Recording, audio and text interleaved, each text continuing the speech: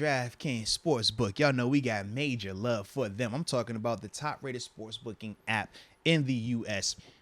Safe, secure, but more importantly, Deke, just like you, it's reliable, baby. Thanks for the compliment. Come on, man. I don't have to compliment you when I'm just being honest.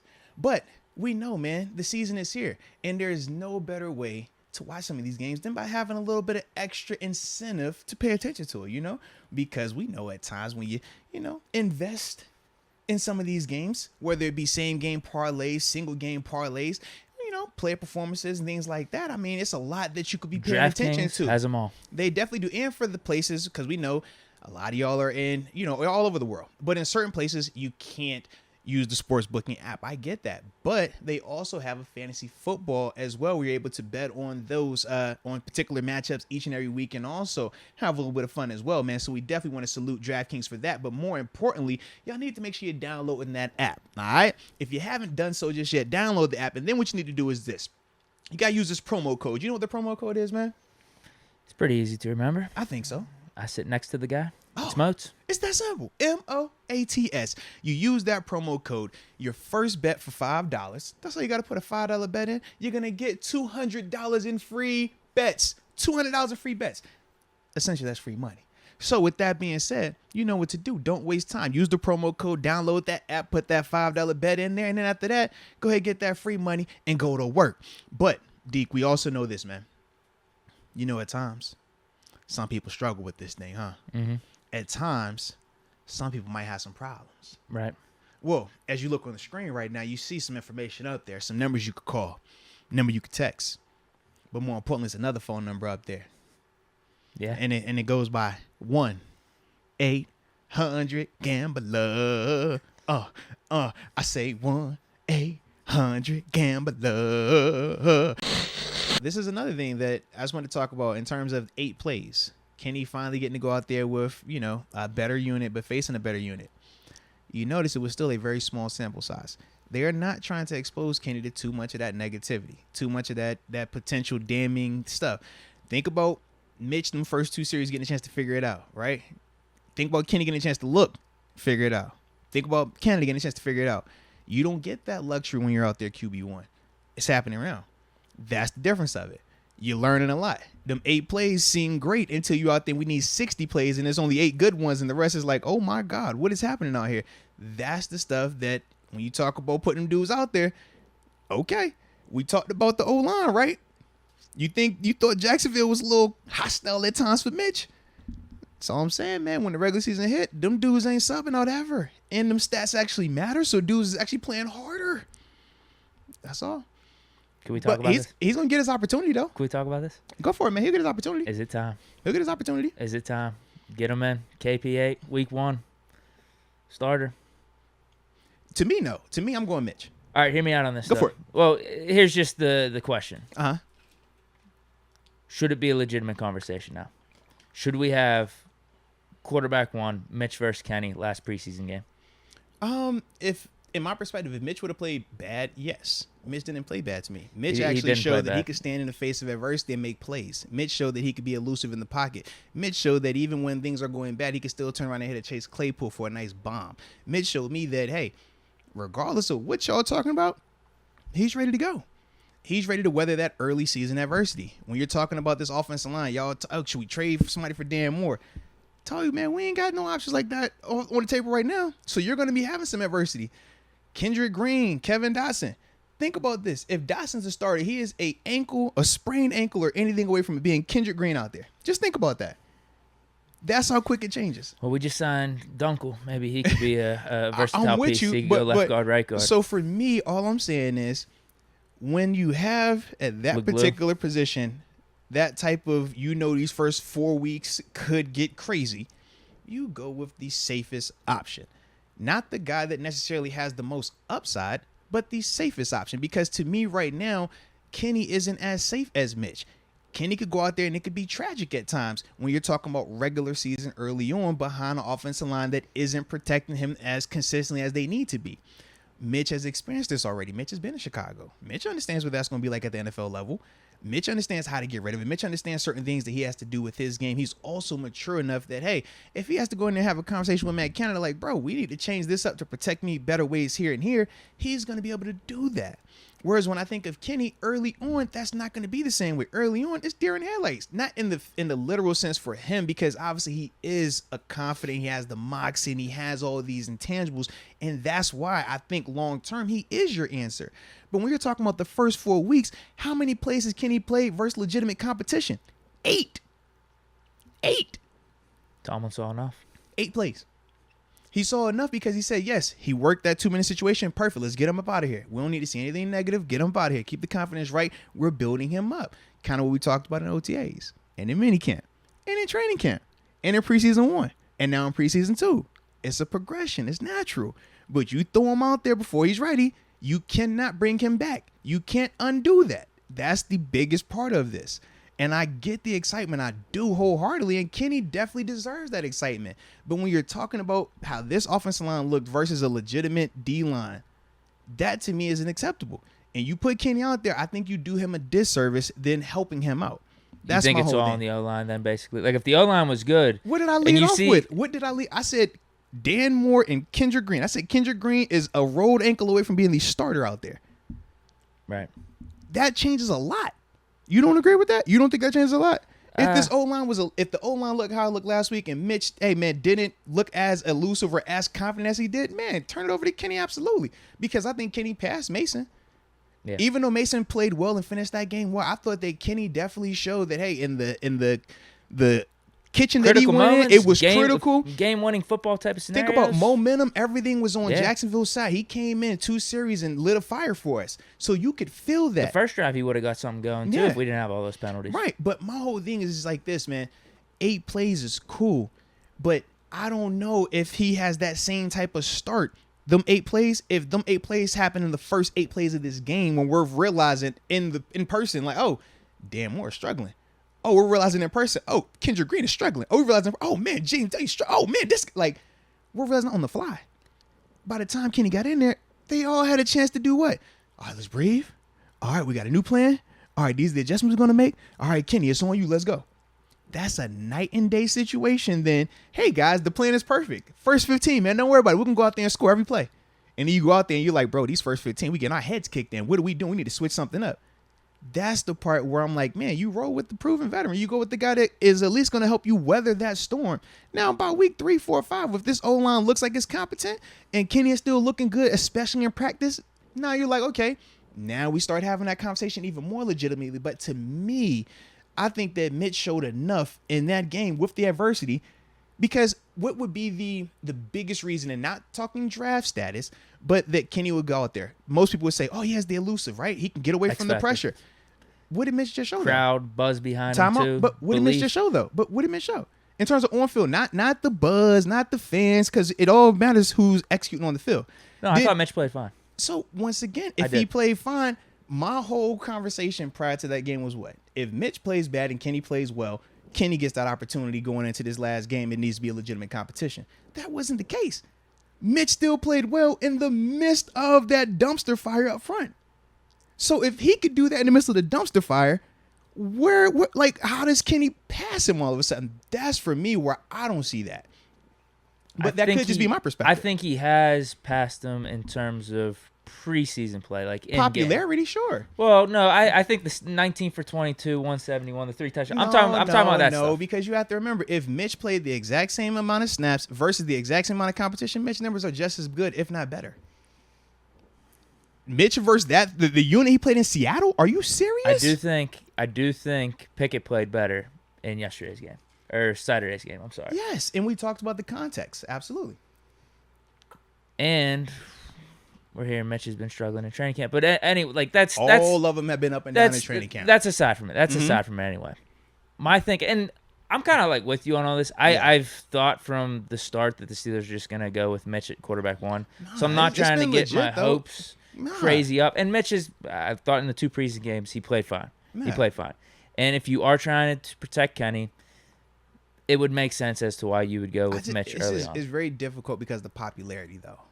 But I think Kenny's made his case. Like, my thinking is, if it's close, and the in-game experience, I think, favors a little bit towards Kenny. Now, if you want to disagree on that, but let's just say it's close between the three. See, and I think that's where we disagree. I don't think it's close between Kenny and Mitch right now. I think that it was close between Kenny and Mason, and that's why I said I think Kenny has passed Mason because it's close.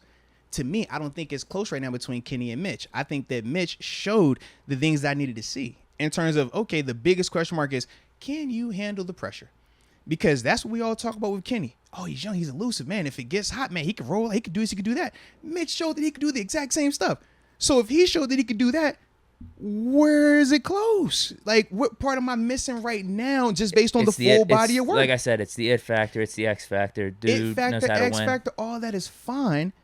But we're talking about on the field. Are you doing this? I need this. Kenny has shown in a very, very small sample size what he's capable of in those settings, but it is still a big difference between 8 plays and you playing 60 to 70 plays. That's all I'm saying. Whereas at least with Mitch, in his sample size, he still has looked good. You said it yourself. Yeah. I've said it. We already know he's done this at this level before. Multiple seasons. He's played behind shoddy offensive line play before. Multiple seasons at the NFL level, not in the collegiate level. Regardless of how old he is, it's a difference. And that's my biggest thing of why I don't feel like right now it's this conversation of, oh, it's close between Kenny and Mitch. I don't feel like it's close like that. I think that Mitch showed, he's the QB1 going into this thing. Now, he had the edge going in, too. And that's fine. And he didn't mess it up, to his credit. Absolutely. Kenny had a lot of momentum because he was drafted 20th overall. He didn't mess it up either. So it's like, it's positives for each and every person in this scenario. And that's why I started off by saying, man, all 3 of these dudes you feel confident with going into a season. All 3 of these dudes you feel like you could win with because all 3 at some point in time have shown that.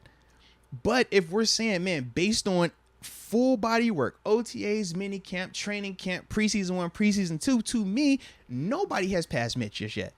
And that's me watching practices and me watching them in games. And I think that's why I still roll with Mitch going into week 1. Based on what we saw on Saturday, him showing that he could weather that storm. He could deal with that adversity. D-lineman grabbing all on him. He's getting up out of that thing. I think that matters. I think you need that, especially early on. Yeah, I think the only thing that I can at least wrap my head around as to why you're not going to start Kenny week 1 is just trying to protect him and seeing the offensive line. Like you don't want to throw him out there to the Wolves, get him hurt. Something crazy's happening. Yeah, that's the only thing that I can wrap my head around because I think he's ready. I do. I think he's ready. I think of like how Zach Wilson, for example, right when he went to the Jets, all the intangibles, all the talent in the world, plenty of people confident in him. But we said at the same time, hey man, that Jets team, the O-line is still a work in progress. They're figuring it out. At times he looks good. At times he struggles. And you're like, man, why is it so up and down? Why is it so up and down? Well, when you're a young player and you're surrounded by that type of stuff, it's going to affect you way more than it might have affected you in college. It's going to affect you way more than it might have affected you when you're not getting hit, when it's a practice setting and everything is safe. It's different out there in that regular season. And I think for us, we're so accustomed to how Ben operates in certain moments. And we've seen Kenny operate in college, and we're like, oh, yeah, man, it's definitely going to translate. And it's not just going to translate. It's going to happen week 1. I'm like, bro, that's not how it works. It's not. And that's the thing that I think as much excitement, as much hype as we all have for Kenny, I think we all have to remember that part as well. Just think about how many young quarterbacks come in here early on and they struggle. Like, I think that's what we're trying not to have Kenny go through. Sometimes the pressure makes diamonds, though. That's the other thing, because that's another case for Kenny, I would say. All I'm saying is we could come up with whatever cool, hot saying we want, but the statistics show. If you talk full, how many quarterbacks come in here and play? Don't give me 1 or 2. Give me the full sample size. That's the difference. Look at the numbers, though. Lawrence is an example. I think we all feel like he's going to be fine. Is this year 2 or is this year 1? Peyton Manning, no. Joe Burrow in his rookie year. Peyton Manning year 1, what did he do? He was terrible. Trevor Lawrence year 1, what did he do? Terrible. So you're telling me you want Kenny to go out there and look terrible? No, I don't at all. But you just brought those 2 up. No. I'm just saying it's more of the Tomlin saying. We just can't live in our fears because there are great rookie seasons that are out there as well. Fear and reality are different, though, bro. That's my only thing. Like when we're talking about like probabilities, and we're talking about just the information, right? If I'm able to take 100 rookie quarterbacks, that's a large sample size. And when I'm over here, like I can only name 10 at best that came in year 1 or year 2 were those guys. You tell me that sample size makes sense. You tell me which one am I living in my fear or am I having blind faith? Am I betting on the 10 or am I betting on the 90? I'm not sure. We'd have to look up some stats, especially whenever you're talking about first-round quarterbacks going in. Because I think we have a good scenario for Pickett in terms of having a good defense. The line's the question. Now, if you're worried about him getting hurt and that type of stuff, that's tough because that could be fluky in and of itself. I'm not worried about the injury part, but I am worried about you getting beat up, you getting a lot of bad reps. Josh Rosen, prime example of that. You look at what he did, 10th overall pick. They put him out there 3 weeks in, out in Arizona, but behind that terrible offensive line, he never looked the same. Beat up, banged up, start playing out of pocket. And look at how you say you just think about it's just one of those things. If you have it, you have it. But think about how you look at him. You're like, oh, if you got it, you got it. I hear it. It sounds good, but that's not reality. That's not. You put him behind a better situation early on, or you allow him time to develop. I think it's a totally different situation. But you will never get that opportunity because what? Once you roll him out, you're going to make your decision after 1 year, right? That's what you saw 1 year. You're like, oh, you either got it or you don't. Think about how quick you made that decision. New regime, too. That wasn't new regime. No, it was. And that does play a part of it. But it still doesn't take away from you already having your mind made up off of one season. And you just did. You said, hey, man, you either got it or you don't, right? Well, he's had multiple chances. Never the same as what he had in that first year in Arizona. Not even close. I don't know, dude. I mean, with Zach where was Wilson, it the same? a lot of these dudes. I think Josh Rosen's probably one of the only examples, right, where you have like a top 15 quarterback pick where he doesn't get the same exact opportunity. I'd say that's more the outlier. Okay, so let's go. You want to go down the list of every first round player over the past 5 years? No, because we could do that too. No, I think there's not a perfect science to any of this. Really, I don't. Agree. But like, I wouldn't write off Pickett having success if he were the starter week one. No one's writing him off. I'm just saying the probability of it is not in his favor. That's all I'm saying. The O-line's the only question. He looked fine with the O-line breaking down during his final minute drive. He got the ball out quick. And what did we talk about in that context? I get it. But there was times with the dude's right up in his face. He dropped that dot to Deontay for the touchdown. That's what the one to Pat Freiermuth. We broke that down. We talked about that, the context of it. Absolutely. So we could do that. Well, we'll find out. I don't think I honestly don't think at this point he's going to start. I would like to see like final competition, preseason, game 3. Mitch gets the series. Kenny gets this. It would be box office for Steeler fans. Fair enough. I'm all with That's what I like. I don't think so. Yeah. I mean, I think he deserves a legitimate chance. I think there's legit reason to have this conversation based off how he performed. It definitely is. When we talk sample sizes, for every Joe Burrow, I can name what's the Locklear dude, or a Drew Lock, or a Mettenberger. He might have just or nope, stop that. Or what was the super tall cat that was out in Denver? Mettenberger was like a 6th-round pick. Paxton Lynch, is he another? Or which round was he? I don't even remember which round he was. I'm thinking of all these dudes that get opportunities to be the guy early on. Right? He did. He sat the first year. Yeah. And he still came in there and sucked. That's what I mean. I just don't know if there's a perfect science. I'm just trying to, but once again, we're just talking probabilities. It's never perfect science, but if you're going to name me 10 guys, and that's all we could do versus on think about every year, how many quarterbacks are going early. This is one of the outlier years, right? We talked about this. Only one quarterback in the first round. Every year, it's like 4 or 5 of these dudes every year. That's all I'm saying. And you think about five every year, and we're like, dang, man, same team still picking. Same team still looking for guys. Same team still trying to figure out, is this the guy or not? If they got to replace that guy. Wouldn't you want to know earlier rather than later? I just think Pickett's the guy. Like, I've seen enough. And that's I've seen fair enough. I think he's gonna be good. Know you believe in people differently than others. You still believe that 7 is the guy, and there's a large majority. Those are our two options, in my opinion. Right. Bring back 7 or start Kenny. So that's why when you tell me you believe in Kenny, I'm like, it goes in one ear and out the other because you still believe in 7. I don't see how 7 could come back this year and be that guy, based off what we saw last year. But you do. Fire Canada and let him run the that's offense. why for me it's like, if you feel like that, I'm like, yo, I cool. Like, that's your opinion, man. Yeah. Yeah. I'm just saying, dude, I wouldn't write off just because he's young or a rookie, Pickett coming in and having success. That's really my whole point to it. Fair enough. Because it's happened many times with rookies. And once again, but then no one wrote it off. Even but if you said many times, it happens more times where it's not that in their favor. No, what I'm saying though is, even if he does struggle, that's natural. I would agree. If we're looking at Kenny as more of a long-term answer, like, that shouldn't kill us then. Okay. You get what I mean? I think it's a matter of perspective. That's all. Because I do think, because it's Kenny, you would turn a blind eye to a lot of stuff. Very similar to when people talk about 7's performance last year. You turn a blind eye to a lot of stuff. So what Kenny might go out there and do into everybody else is like, yo, bro, this ain't helping us. It's hurting us. You'll be over here like, nah, he's young, bro. We still got this. He's got the crowd. He's got this. He's got the it factor. So that's why for me, it's like, bro, I don't really go down that rabbit hole and agree with it because to me, I don't think it works out like that. I think that, yeah, he has the chance to be good.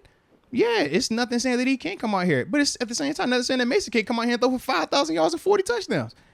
What's the probability of it, though? Not as high. So could Kenny come out here and ball? Absolutely. What's the probability of it? To me, not as high right now.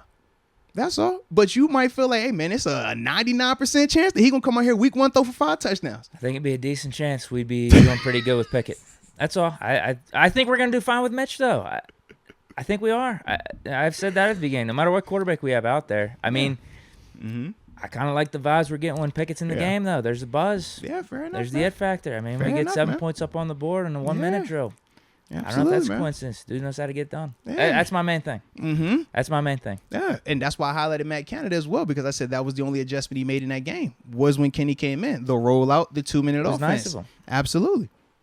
But it goes hand in hand. That's all I'm saying, man. If Matt Canada calls the exact same style of plays for Kenny as he did for Mitch Trubisky, I think it's a different conversation. That's all I'm saying. Are we guaranteeing Mitch gets to that 7 points? I'm this just is the whole saying, back and forth we don't know. I think it's a different conversation. That's all I'm saying. I right. think if the O-line, when you talk about how do you combat fire D linemen like that can get off, the other thing is tempo. Because after 3 plays of quick game, which you saw when they started out that drive where they scored a touchdown to Deontay, quick game negates your pass rush. So if you try to rush hard, you get tired. 3 plays in, you're gassed. Now you're not subbing out. So by the time we're in that red zone to that tight goal line, like you talked about, the Deontay touchdown, and then it got called back in the next play, your D-line is gassed. You're trying to rotate out. It's a different scenario. That rush isn't as fierce. That blitzing linebacker that came and hit Kenny, yeah, that's from Deb. It's a little bit different. That's all in my perspective. That's all I'm saying. So that's why I'm like, I do think it is different if you're having Kenny out there where you don't have tempo, where that offensive line does have to sit in there and protect, and that D-line is not tired and they're not forced to blitz. Because when you blitz, now you take a guy out of coverage. Pat Fry move up the seam. Remember that play, right? That's how that stuff works. Hell of a pass. But that's how it all works, though. It's chain reaction, right? So when I think of that, I'm like, in that context, do I think that Mitch could do the same if he had a little bit more time on Saturday? Absolutely. Because I saw him doing similar things without time. The pass he hits to Claypool, the pass that should have went to Deontay, that should have been a completion. Are we knocking that? That's all I'm saying. That's not it factor. That's not, even with the crowd not being in your favor because we all want to cheer for Kenny, you still are doing that? Before we implement a 2-minute drill, before we bring a little extra protection to help out Dan Moore, before we move the pocket, that's what Mitch did. Missed a couple throws, too, overall. Oh, my God. But no, I thought he played good. Ultimately, I do think he played good. Fair enough, man. And I'm good with – I am and I'm not. I'm good with rolling with Mitch because I thought this would be the scenario, and he's looked good. Kenny should get an opportunity at some point in time this year, though. I will say that. Do you think this moves the timeline up sooner? Absolutely, because you initially had it at week 8 or 9, to right? To me, I think, man, for Mitch, his leash is short. I'm not over here saying that I think Mitch is the answer for 17 games and he's above reproach. I'm just saying for week 1 or those first 3 to 4 weeks, you roll with Mitch while you're figuring everything else out when the adversity is going to be at its highest. Then after that, man, it wouldn't surprise me if it's Kenny week 5, week 6, or at the bye week like we talked about. Because Kenny has definitely shown what he's capable of, but the sample size, it matters. When you talk about going into that regular season, it is going to be a drastic uptick. He hasn't seen that just yet. He hasn't even gotten enough reps in these preseason games to even feel comfortable with that just yet. And that's the part for me where I'm just like, how are you going to generate that over this next, week? And we don't even know if the Lions are even playing who they playing out there. It's like, man, it's just a lot of uncertainty with that. And that's the part where I'm just like, why expose him to that? And we can't undo that once he's out there. Once he's out there, you can't pull him back. So it's like, it doesn't hurt you in any capacity if he sits that first couple of weeks. You see, okay, is this the right combination? Is this not the right combination? Okay, are these the receivers that we need? Are these not the receivers? Like, we're going to get all that figured out. But that's, to me, why you don't just rush to throw Kenny out there. And that's for the same reason why I said it even in OTAs and minicamp. It's like, bro, you don't have to rush him. There is zero reason except for us generating our own pressure for him to be out there. Other than that, there is zero reason for us to rush this dude out there. And I just think that time is on his side. And with time being on his side, that's only going to make him that much better when we finally turn to him. Because once you turn to him, you don't want to turn back. I would hate for us to turn to him. And now we're sitting here 6-7 games in like, bro, I don't know about this one. I don't want to get to that. But if you have him out there before he's ready, before everybody around him is ready, it's like, yo, it'll look like that. And we'll be over here like, I don't know, bro. I don't know. Maybe we might have missed on this one. I don't know. We're going to find out. Like, hopefully get it back next week. We can avoid that because we have the personnel in place for us to avoid that as well. And it's not even a living in our fears type of thing. It's just, like I said, probabilities of it. What's the bigger probability? Kenny comes in week 1 and he's proven he's that guy already after what? A half versus 3s and 8 plays versus 1s? Like, what's the probability of that just coming in day 1, being ready? Or Mitch being varsity, consistent in the first 4 weeks, and then you're like, you know what, man, I'm ready for Kenny. I need that uptick. Mitch has been playing well, but it's a little stagnant. Mitch has been playing well, but we need a little bit more juice. Now let's go to Kenny. I think that's a perfect situation. I think that benefits both parties in terms of Steelers and in terms of Kenny. It doesn't benefit Mitch because Mitch got to be the one getting the yank. He's still got a starting opportunity, though. But absolutely. If you're looking to what he was looking at going back to the offseason, he's just trying to get a starter's opportunity. Absolutely. And he's going to most likely get that week 1 here. Absolutely. So to me, it's like, yo, and if Mitch comes out there and lights it up, well, great. That's a great situation. But if Mitch looks like how he's done the majority of his season, it should start good. But then after that, it's going to start to taper off. And when that happens, boom, now we give the young guy the opportunity. Now we give the young guy the opportunity where he has rookies, or not rookies, but he has guys that have been out here for a couple weeks. They've figured their stuff out already. So now if he's a little bit shaky, if it's something where it's like, man, that wasn't the best situation, you still got enough around him where it's going to protect him. He's not going to ever look bad. Whereas when we're trying to figure this thing out early on, these first couple weeks, it could be some scenarios where it's like, yo, he might look bad just because we didn't know that this was the problem. Or he might look bad because we didn't know that was the problem. I'm just saying, give him a little more time. Doesn't hurt. That's the scenario I could see happening. Doesn't hurt him, man. It does not hurt him. Yeah, and I'm kind of with you. It's not the end of the world. I just don't want to be tossing out losses or screwing up the season here. Well, you heard 4 weeks. That you hear me? That first quarter. First quarter, we always break it down. Well, we used to be able to break it down 4 games each quarter because 16 games. Now you got the 17 one, obviously. But you give Mitch them first, that 3 to 4. That's when you're evaluating it. If it's not what you think, you make that move. If you think that he's capped, you make that move. If you feel like, man, we are starting off slow, we're 1-3, or we're, whatever. It's like, bro, you make that move. And then you don't have to worry about, we're just giving away losses. Because now you evaluate, now you've seen, okay, he wouldn't be the only change that was being made. If we're starting off sluggish like that, he's not going to be the only one being made. It's going to be, all right, man, we got to bet the house on the offense line. We got to bet the house on the line. We got to do something on something else. It's going to be more than just that position because to me, Mitch isn't our biggest concern on offense. If he's in terms of the starters right now, I'm not as concerned about him as I am with some of these offensive linemen. Right. Yeah. I think everyone can agree with that. Yeah.